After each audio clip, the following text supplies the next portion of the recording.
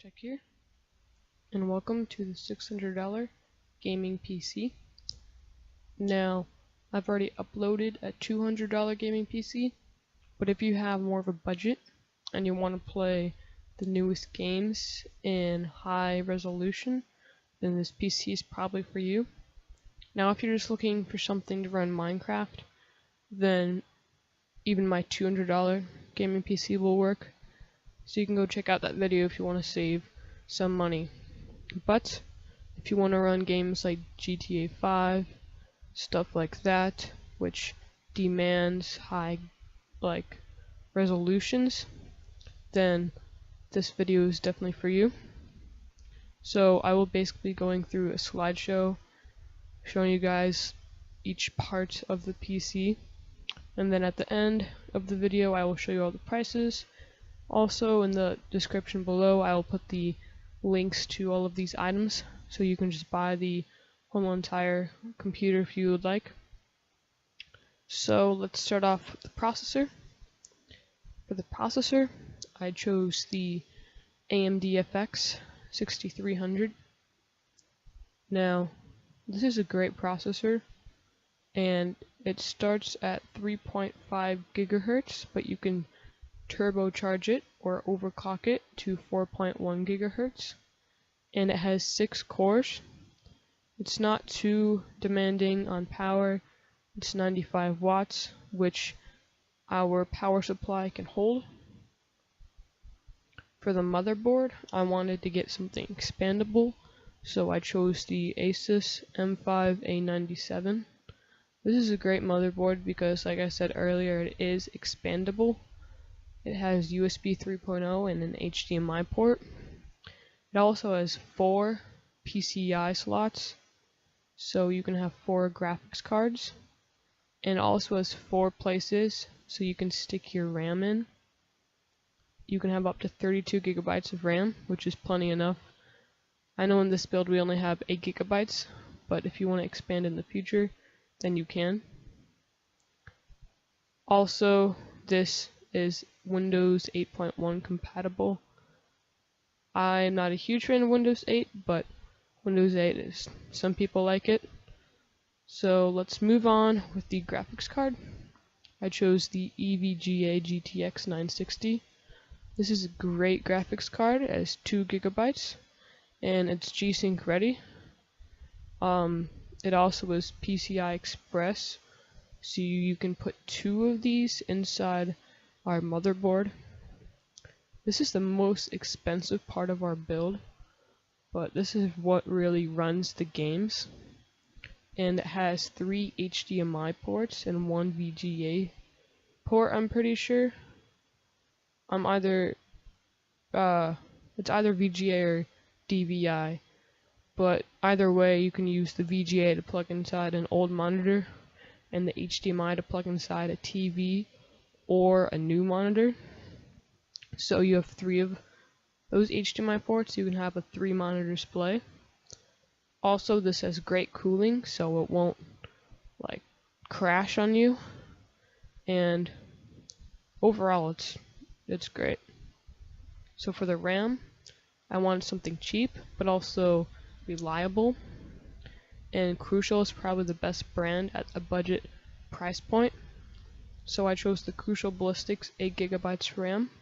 This isn't super fast RAM, but it definitely gets the job done at 1600 speed. It's also DDR3, and there's 2 sticks of it. You can double this to get 16 gigabytes if you want. It's always upgradable in the future in case you don't have the money right now. For the hard drive, I chose the Western Digital Blue 1 terabyte. This is plenty of storage.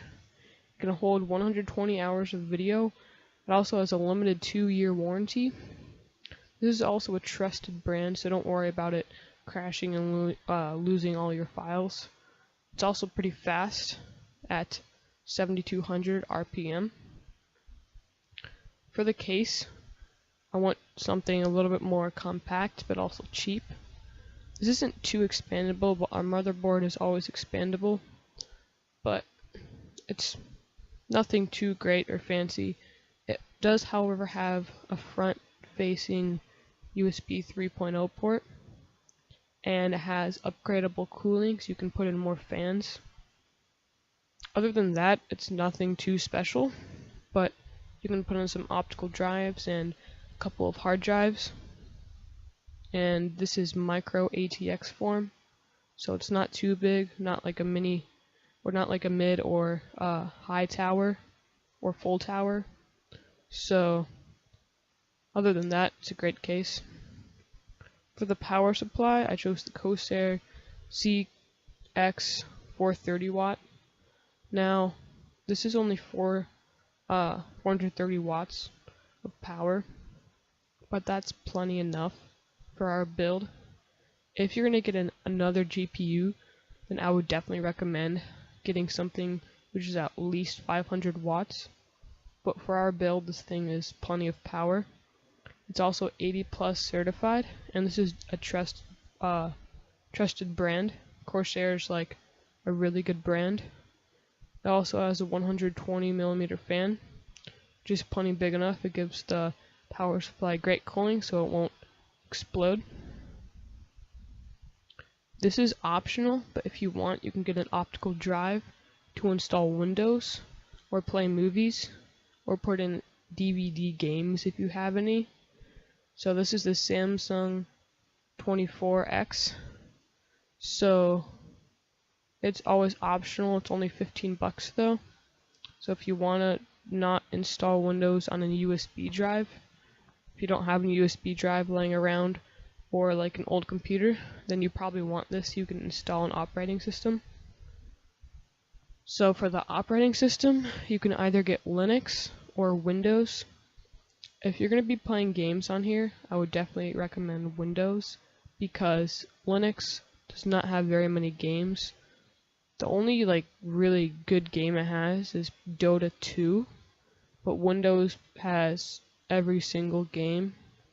Like I said earlier, our PC is Windows 8.1 compatible, so you can get Windows 8.1 or Windows 7. I would recommend, like I said earlier, getting Windows 8.1 or Windows 7 just so you can play games on it. But if you want to save 70 bucks or so, you can always get Linux. Here are all the prices. You can check the links in the description in case you want to buy these. So the total price is $595, which is a great price considering this can run games in full 1080p resolution and such. Hopefully you guys enjoyed the video. Make sure you comment if you have any questions, and like and subscribe.